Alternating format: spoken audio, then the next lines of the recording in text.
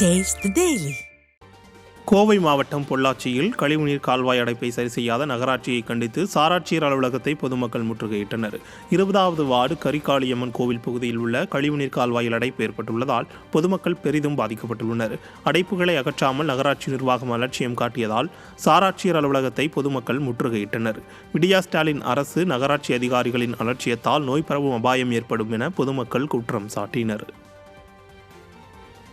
புதுரோடுன்னு பக்கத்துலேயே ஒரு சின்ன ஸ்ட்ரீட் தாண்டி இருக்குது. அதில் வர வேஸ்டேஜ் எல்லாம் மழை காலங்கள் எல்லாம் இந்த வீதிக்குள்ளே வந்து வீடுகளுக்குள்ளே புந்துருதுங்க.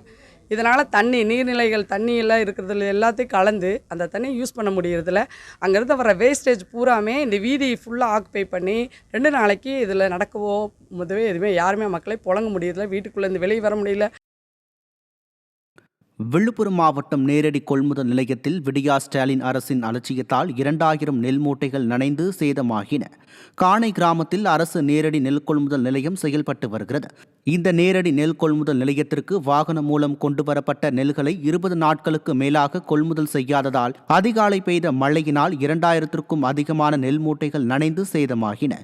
ஏற்கனவே பென்சில் புயலால் கடுமையாக பாதிக்கப்பட்டு மீளாத நிலையில் விடியா ஸ்டாலின் அரசு அதிகாரிகள் தங்களை தொடர்ந்து வஞ்சிப்பதாக விவசாயிகள் வேதனை தெரிவித்தனர்.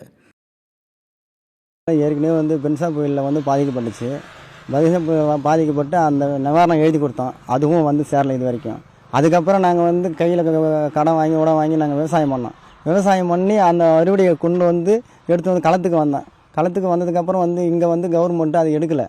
ஏற்கனவே இருக்குது மூட்டைங்க எடுத்துகிட்டு போகல வியாபாரிங்க சொல்லிட்டு எனக்கு ஒதுக்கி தள்ளுறாங்க. இது இந்த 2 நாள் மழையில் வேறு நனைஞ்சு போய் எல்லாம் முளைப்பு முளைக்க ஆரம்பிச்சிருது. இந்த அரசாங்கம் ஏன் தான் இந்த மாதிரி பண்ணுறது தெரியல.